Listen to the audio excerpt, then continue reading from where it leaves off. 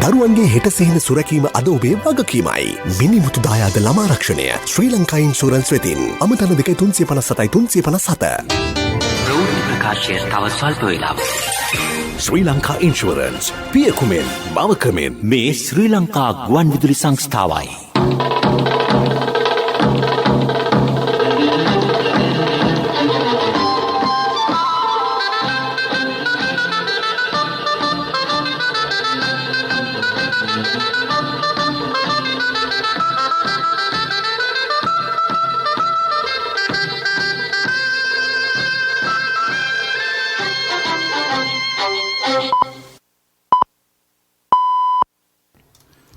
වේලාව සවස 6යි.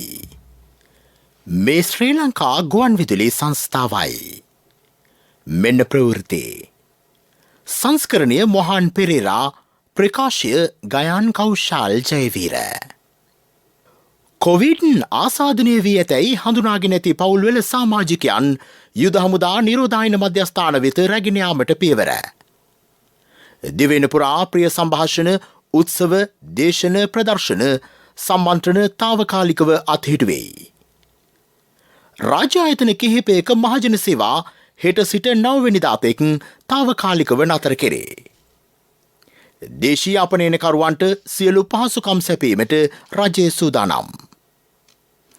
යහපාලන රජය සමයේදී මෙරටට ප්ලාස්ටික් ආනයනය කිරීමට රුපියල් කෝටි 5490ක් වැය කොට ඇතැයි පාර්ලිමේන්තුවේදී හෙළිවෙයි. නියමිත සේවා කාලය සාර්ථකව අවසන් කර සිටින කොරියානු රැකියාලාභීන්ට යළි කොරියාවේ රැකියා අවස්ථා.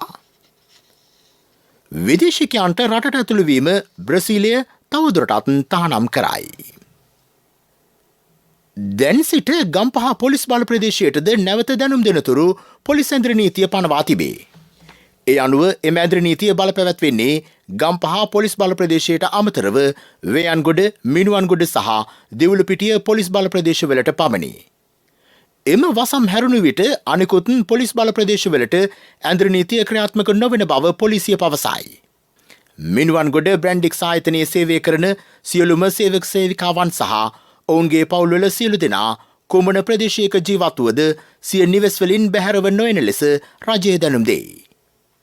මෙවන විට කොවිඩ්-19 ආසාදනය වී ඇති බවට හඳුනාගෙන ඇති පුද්ගලයන්ගේ පවුල්වල සමාජිකයන් යුද හමුදාවේ නිරෝධායන මධ්‍යස්ථාන වෙත රැගෙන යාමට කටයුතු කර තිබේ.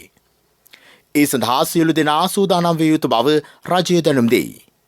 ඊට අදාළ උපදෙස් එම පවුල් වෙත ඉදිරියේදී ලබා දෙනු ඇත. වත්මන් තත්ත්වය සම්බන්ධයෙන් අදහස් දක්වන නියෝජ්‍ය පොලිස්පති අජිත් රෝහණ මහතා.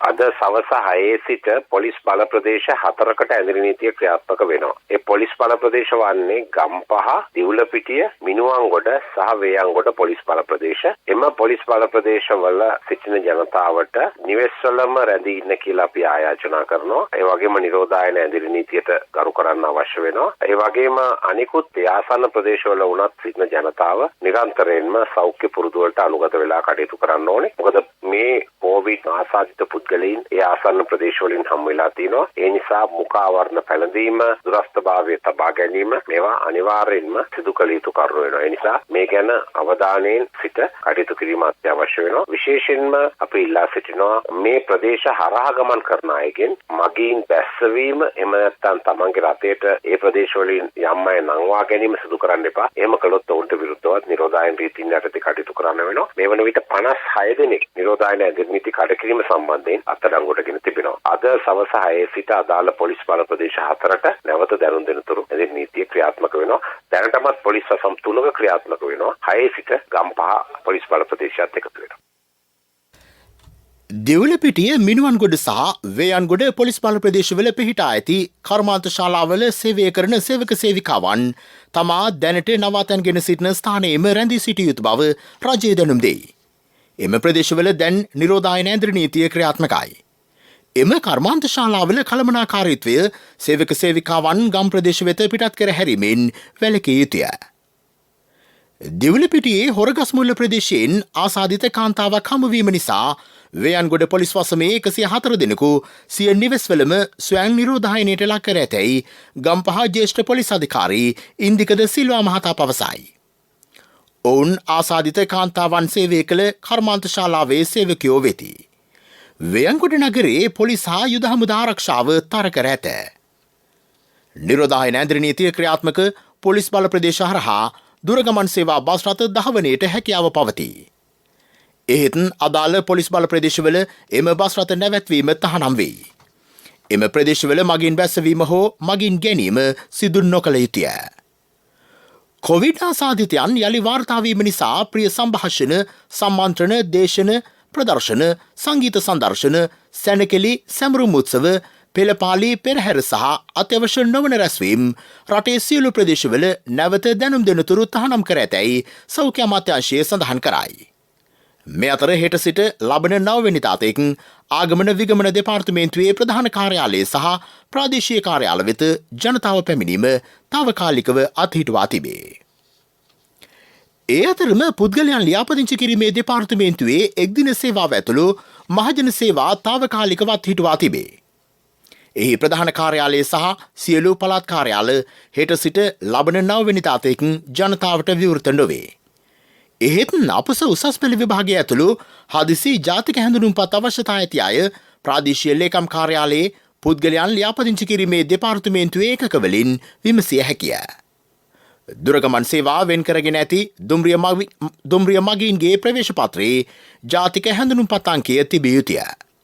එම අංකයේ හිමි මගින් හැර වෙනත් අයට දුම්රියේ ගමන් කළ නොහැකි බව ශ්‍රී ලංකා දුම්රිය සේවය සඳහන් කරයි. මගින් ජාතික හැඳුනුම්පත රැගෙන යාම අනිවාර්ය වෙයි. 21 වන අපනයනකරුවන්ගේ සංසදය සැලසුම් කළ පරිදි හෙට නොපැවැත්වෙන බව ශ්‍රී ලංකා අපනයන සංවර්ධන මණ්ඩලය සඳහන් කරයි. අපේ කිතුල් විද්වත් කතිකාව හා ප්‍රදර්ශනය කල් දමා ඇත. එය හෙට සහ අනිද්දා බත්තරමුල්ල සෙත් සිරිපායේ පැවැත්වීමට නියමිතව තිබුණි. COVID-19 දැනගැනීමට පැය 24 පුරා ක්‍රියාත්මක ෂණික දුරකථන අංකයක් හඳුන්වා දී ඇතැයි සෞඛ්‍ය ප්‍රවර්ධන කාර්යාංශය සඳහන් කරයි. ඒ අනුව 1999 සුවසැරිය දුරකථන සේවාව විවෘත කර ඇත. කොවිඩ් පිළිබඳව පැන නගින ඕනෑම ගැටලුවක් විසඳා ගැනීමට පැය 24 පුරා මෙය ක්‍රියාත්මකයි. භාෂාත්‍රත්වයෙන්ම තොරතුරු ලබා දීමට විශේෂඥ වෛද්‍යවරුන් හා වෛද්‍යවරුන් සේවය යොදවා තිබේ. මේ ප්‍රවෘත්ති ශ්‍රී ලංකා ගුවන්විදුලි සංස්ථාවෙන්. මිනිමුතු දායාද ළමාරක්ෂණය ශ්‍රී ලංකා ඉන්ෂුරන්ස් වෙතින් අමතන 357 357.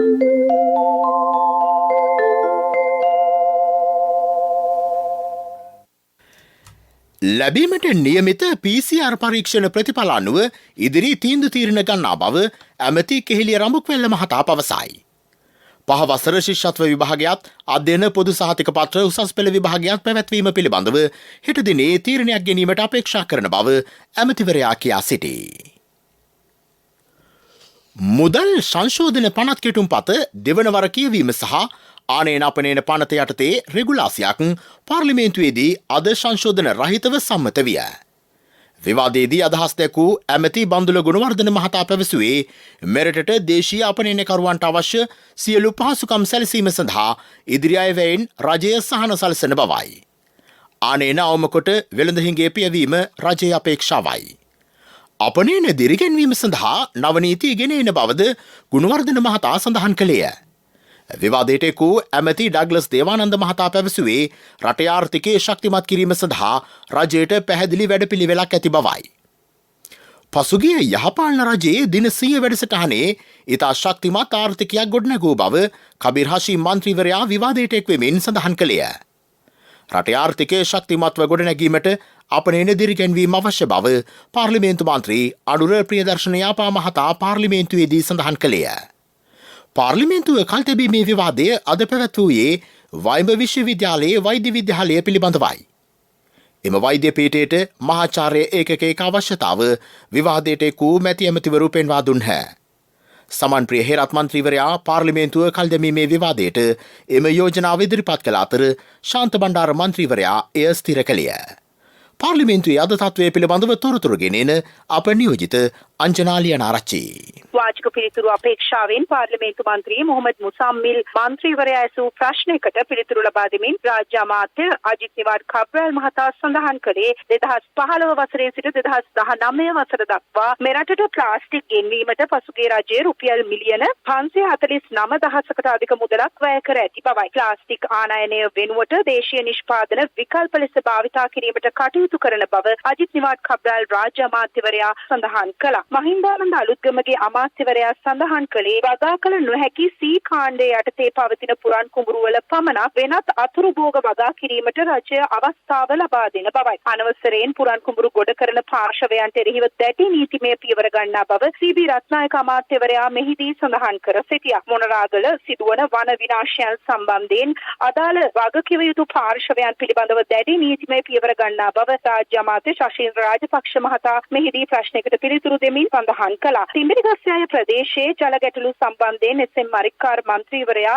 පාර්ලිමේන්තුවේදී අද ප්‍රශ්නයක් යොමු කළා. තිඹිරිගස්සෑය ප්‍රදේශයේ නිවාස 50,000කට පමණ පානීය ජල පහසුකම් ලබා දීමට මේ වන විටත් රජය කටයුතු කර ඇති බව වාසුදේව නානායක්කාර අමාත්‍යවරයා පැවසුවා. තිඹිරිගස්සෑය ප්‍රදේශයේ මලාප වාහන පද්ධතිය සම්බන්ධයෙන් සම්පූර්ණ වගකීම පවතින්නේ කොළඹ මහනගර සභාවට බවයි වාසුදේව නානායක්කාර අමාත්‍යවරයා සඳහන් කර සිටියේ. නියමිත සේවා කාලය අවසන් කළ කොරියානු රැකියාලාභීන්ට නැවතත් කොරියාවේ රැකියා අවස්ථාව උදා වෙයි. වසර 4යි මාස 10ක් මුල් සේවා කාලය සාර්ථකව නිමකොට මෙරටට පැමිණ සිටින කොරියානු රැකියාලාභීන්ට මේ යටතේ තමන් පෙර සේවය කළ ස්ථානයේම සේවයට යා හැකිය. කොරෝනා සමයේ සඳහා පිටත් වන දෙවන කණ්ඩායම හෙට රාත්‍රියේදී කොරියානු ගුවන් යානයකින් පිටත් යාමට නියමිතයි. ඊට 36 දිනක් ඇතුළත් වෙති. ඔවුන්ට තවත් වසර 4යි මාස 10ක් එරටේ සේවය කළ හැකිය. තම පෙර සේවා කාලයේදී කිසිදු නීති විරෝධී ක්‍රියාවක නොයේදී කොරියාවෙන් නීත්‍යානුකූලව පිටත් වූ අයට මෙම අවස්ථාව සැලසේ. මෙරට සංවර්ධන කටයුතු වෙනුවෙන් මැලේසියානු රජය ලබා දෙන සහයෝගය අගය කරන බව අමාත්‍ය අලි සබ්රි මහතා පවසයි. ශ්‍රී ලංකාවේ මැලේසියානු මහ කොමසාරිස් ටෑන් යෑන් තායි මහතා සමග අද පැවති සාකච්ඡාවකදී ඔහු මේ බව පැවසිය. අධිකරණයේ ස්වාධීනත්වය හා නීතිය ආධිපත්‍යය සුරක්ෂිත කිරීම සඳහා වත්මන් රජය ගෙන ඇති ක්‍රියාමාර්ග අගය කරන බව මහ කොමසාරිස්වරයා කීවේය. මෙරට අධිකරණ පද්ධතියේ යටතල පහසුකම් වැඩි දියුණු කිරීමට මැලේසියාවේ සහාය ලබා දෙන බවද ඔහු කීවේය. ඒ අතරම ඇමතිවරයා සහ ශ්‍රී ලංකා ඉතාලි තානාපතිනි රීටා ජී මැනිල්ලා මහත්මිය අතර හමුවක්ද අද පෙරවරුවේ අධිකරණ අමාත්‍යාංශයේදී පැවැත්වුණි. දෙරට අතර අධිකරණ සහයෝගීතාව ඇති කර ගැනීම පිළිබඳව මෙහිදී අදහස් හුවමාරු විය. මීළඟට ප්‍රමුඛ පුවත. අපේ කාලේ වගේ නෙවෙයි. අලුත් වෙන ලෝකයක අපේ දරුවන්ගේ සිහින බලාපොරොත්තු මේ හැම එකක්ම වෙනස්. වේගවත් මේ සිහිනවලට පණගන්වන්න අපි කලින්ම සූදානම් වෙන්න ඕනේ. ශ්‍රී ලංකා ඉන්ෂුරන්ස් වෙතින් මිනිමුතු දායාද ළමා රක්ෂණය. කල්පිරීමෙන් පසු රක්ෂිත මුදලෙන් 125%. මවට පියාට හෝ භාරකරුට රක්ෂිත මුදලෙන් 5 ගුණයක රක්ෂණාවරණයක්. දරුවා රෝහල්ගත වීමකදී දිනකට රුපියල් 1000ක්. දරුවන්ගේ හෙට සිහින සුරැකීම අද ඔබේ වගකීමයි. මිනිමුතු දායාද ළමා රක්ෂණය. ශ්‍රී ලංකා ඉන්ෂුරන්ස් වෙතින් අමතන 357 357. ප්‍රමුඛ පුවත ඔබ වෙත ගෙනෙන්නේ සිද්ධාලේප ලක්වියාව. ලබන වසර සඳහා අවශ්‍ය පාසල් නිල ඇඳුම් රෙදි දේශීය රෙදිපිලි නිෂ්පාදකයන්ගෙන් ලබා ගැනීමට රජය තීරණය කරයි. ඒ සඳහා දැනට ආරම්භ කර ඇති ප්‍රසම්පාදන ක්‍රියාවලිය කඩිනමින් නිම කිරීමට කැබිනට් මණ්ඩලය තීරණය කර තිබේ. ඊට අදාළ කොන්ත්‍රාත්තුව වෑන්ගාඩ් ඉන්ඩස්ට්‍රීස් පුද්ගලික සමාගම, දංකොටුව වීවින් මීල්ස්, ප්‍රභා ටෙක්ස් ඉන්ඩස්ට්‍රීස් සහ ක්‍රියේටිව් ටෙක්ස්ටයිල්ස් මීල්ස් පුද්ගලික සමාගම වෙත ප්‍රදානය කිරීම සඳහා ඇමති මණ්ඩල අනුමැතිය හිමිව තිබේ. මෙය අධ්‍යාපන අමාත්‍යවරයාගේ යෝජනාවකි. ප්‍රමුඛ පුවත ඔබ වෙත ගෙන ආවේ සිද්ධාලේප ලක්වියාව. දේවිකා කැමතිද තප්පර 30න් කිරිත එකක් හදන්න? අනේ වජිර කොච්චර හොඳ දෙයක්ද? තප්පර 30කින් ස්වාභාවික කිරිත එකක්. පියෝඩේල් සත්‍ය හඬ අවධානය පිණිසයි. සබරගමුව පළාතේ පාසල් 326ක සිසු දරුවන්ට පානීය ජල පහසුකම් නොමැති බව පළාත් ආණ්ඩුකාර ටිකිරි කොබ්බෑකඩුව මහතා පෙන්වා දෙයි. පාසල් 180ක ප්‍රමාණවත් සනීපාරක්ෂක පහසුකම් නොමැති බවට පළාත් අධ්‍යාපන අමාත්‍යාංශය කළ සමීක්ෂණයකින් හෙළි වී තිබේ. දරුවන්ගේ මූලික අවශ්‍යතා ඉටු නොකර පාසල් පද්ධති කොන්ක්‍රීට් වනාන්තර බවට පත් කිරීමෙන් පළක් නොවන බව ආණ්ඩුකාරවරයා සඳහන් කරයි. ඔහු මේ බව ප්‍රකාශ කළේ මෙනේරිපිටිය අධ්‍යාපන සංවර්ධන මධ්‍යස්ථානයේ පසුගියදා පැවති වැඩමුළුවකට එක්වෙමිනි.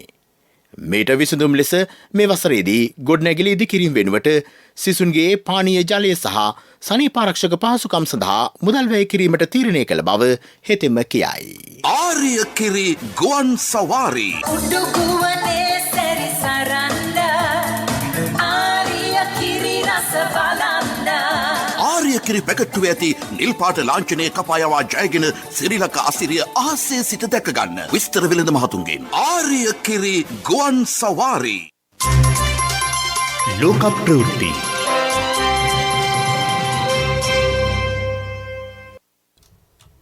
රෝහල්ගතව ප්‍රතිකාර ලැබීමෙන් පසු දවල මන්දිරයට පැමිණි ඇමරිකානු ජනාධිපති ඩොනල්ඩ් ට්‍රම්ප් මහතා මුඛාවරණ පැළඳීමෙන් ඉවත්ව තිබේ. ඔහු එරට ජනතාවගෙන් ඉල්ලා සිටියේ COVID-19 වෛරසය පිළිබඳව බිය නොවන ලෙසයි. මේ වන විට එම වෛරසයට ගොදුරුවීමෙන් ඇමරිකාවේ 2,09,000කට වැඩි පිරිසක් මිය ගොස් තිබේ. තමා කොරුණා වෛරසයට ගොදුරු වී සිටින බව ඇමරිකාවේ දවල මන්දිර මාධ්‍ය ලේකම් කෙලි මැග්නීනි මහත්මිය සඳහන් කරයි. මෙවන විට දවල මන්දිරයේ සිටි ජනාධිපතියාරයා මෙලනියා ට්‍රම්ප් ඇතුළු 12 දෙනෙකුට කොරුණා ආසාදනය වී තිබේ. ඉකුත් සැප්තැම්බර් මාස 26 වෙනිදා පැවති උත්සවයකදී මෙම පිරිසෙන් 7 දෙනෙකුට කොරුණා වෛරසය ආසාදනය වී ඇතැයි සැක කෙරේ. ජනාධිපති ඩොනල්ඩ් ට්‍රම්ප් මහතාද ඒ අතර විය. විදේශිකයන් තම රටට ඇතුළු වීම බ්‍රසීලය තවදුරටත් තහනම් කරයි. ඒ අනුව මුහුදින් හෝ ගංගා මගින් පැමිණීමද තහනම්ය. ගුවන් මගින් අනුමතයට පමණක් පැමිණිය හැකිය. විශේෂයෙන් බ්‍රසීලයට සම්බන්ධ වන දේශසීමා ඇති ආජන්ටිනාව, බොලිවියාව, කොළඹියාව, ගයනාව, පැරගුවේ, පේරු, සුරිනම්, උරුගුවේ සහ වෙනිසුලාවේ සිට කිසිවෙකුට බ්‍රසීලයට ඇතුළු විය නොහැකිය. COVID-19 වසංගත තත්ත්වය නිසා මෙම නීති පනවා තිබේ. පෙරසර සංවර්ධනයක පුවත් සම්පින්ඩනය සංවර්ධන පුවත්.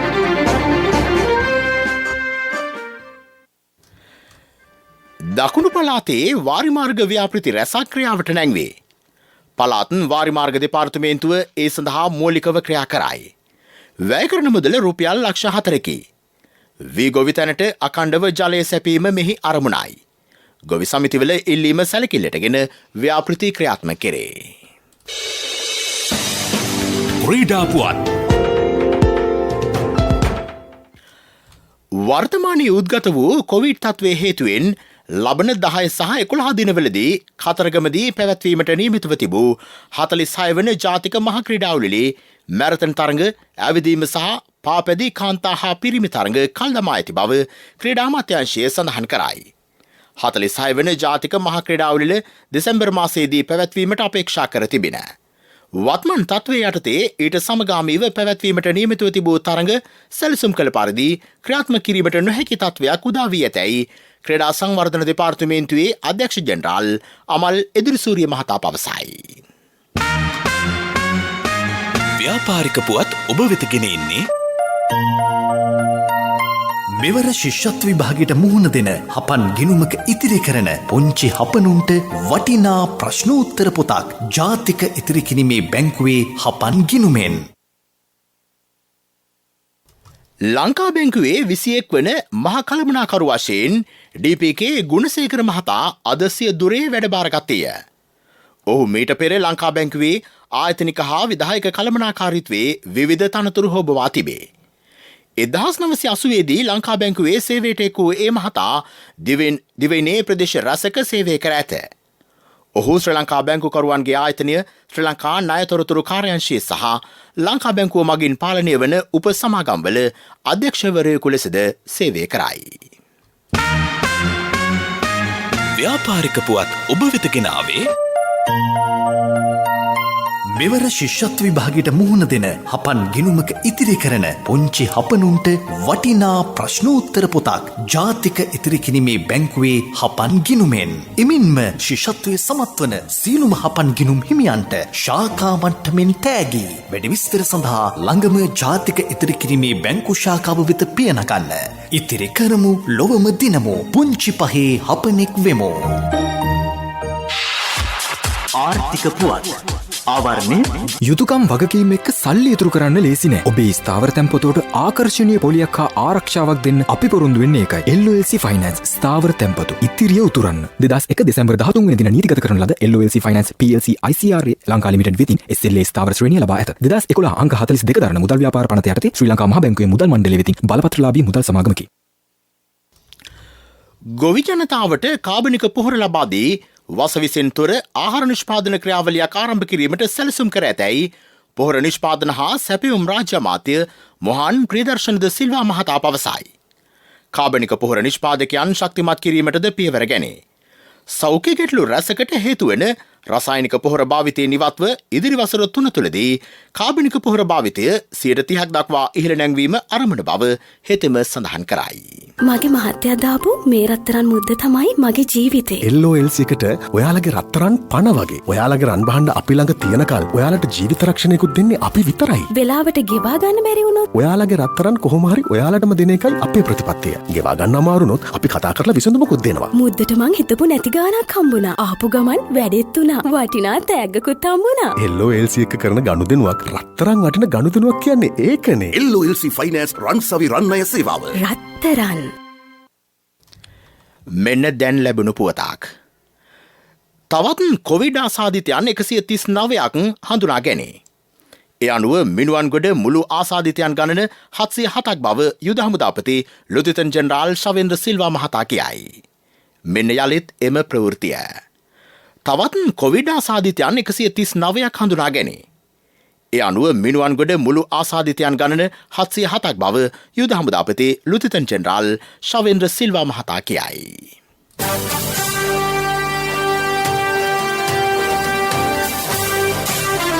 කාලගුණ වාර්තාව ඔබ වෙත ගෙන එන්නේ.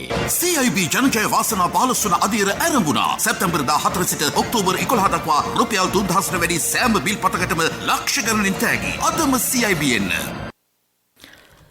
බස්නාහිර සහ සබරගමුව පළාත්වලත් ගාල්ල සහ මාතර දිස්ත්‍රික්කවලත් වැසිවාර කිහිපයක් ඇතිවන බව කාලගුණ විද්‍යා දෙපාර්තමේන්තුව නිවේදනය කරයි. මධ්‍යම පළාතේ සිහින් වැසිවාර කිහිපයක් ඇතිවිය හැකිය. උතුරු සහ උතුරු මැද පළාත්වලත් ත්‍රිකුණාමලය දිස්ත්‍රික්කයත් වැසි හෝ ගිගුරුම් සහිත වැසි ඇතිවිය හැකිය.